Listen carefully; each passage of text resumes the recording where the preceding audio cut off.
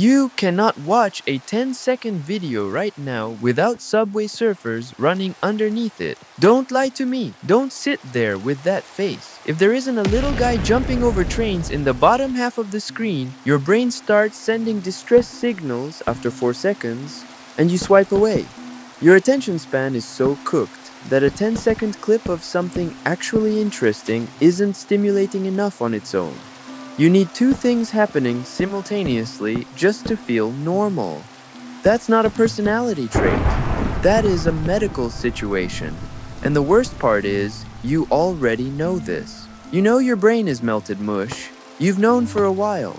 You try to sit down and read one single page of a textbook and you read the first sentence, and then you read it again because you weren't actually paying attention, and then you read it a third time, and somewhere in the middle of reading it for the fourth time, your brain has fully teleported to a completely random meme you saw 3 weeks ago, and you're just sitting there laughing at nothing while the textbook stares at you in disappointment. One sentence. One. You couldn't get through one sentence on the first attempt. Or you sit down to watch a movie with your friends. A movie you actually wanted to see. You put it on, you're excited, and literally 2 minutes in your hand is already reaching for your phone completely on its own, like it has a separate brain that hates you. You're not even making a decision. Your hand just goes. And now you're scrolling TikTok during a movie you chose to watch. And the worst part is the TikToks aren't even good. You've seen better. You don't even want to be watching them. But stopping requires effort, and your brain is no longer capable of effort. This is the reality of being a teenager in this specific moment in history.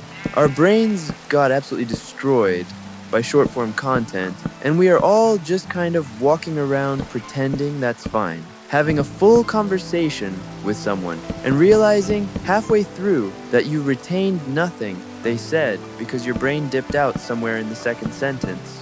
Sitting in class and watching 60 minutes disappear while you genuinely cannot tell anyone what happened during them. That's where we are. Now here's where the fake gurus show up, and I need to talk about these clowns for a second.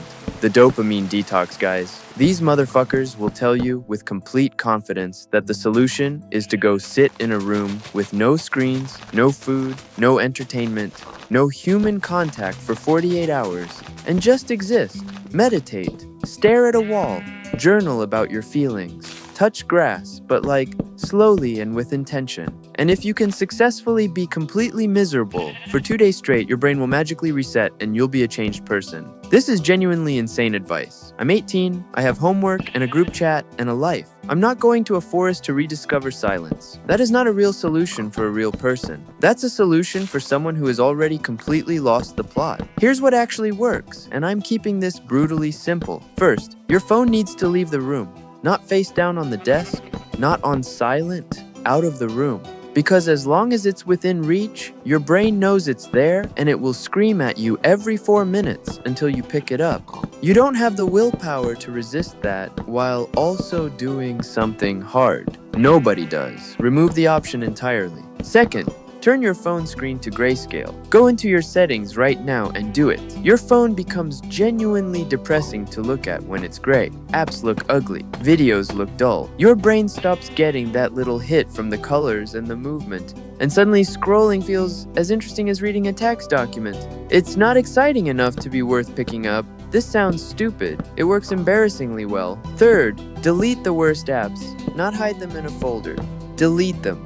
I know you're going to re-download them eventually. That's fine. The 3 minutes it takes to re-download something is enough of a barrier that you'll do it less than you think. And then, here's the actual important part that nobody wants to hear. You have to get bored, genuinely uncomfortably staring at the ceiling bored, because your brain has been getting cheap stimulation every 30 seconds for years, and it has completely forgotten that real work, actual focused effort on something that matters can feel satisfying. When your baseline is TikTok, everything else feels slow and painful. But when you starve your brain of the cheap stuff for a few days, suddenly sitting down and actually finishing something starts to feel okay. Not amazing, not euphoric, just okay. And okay is enough to function. Your brain isn't broken. It's just been eating junk food exclusively for 2 years and forgotten that other food exists. Stop feeding it junk. Get bored on purpose. And the next time you try to read a page of something without your brain evacuating the building after one sentence, it'll actually be possible. That's it.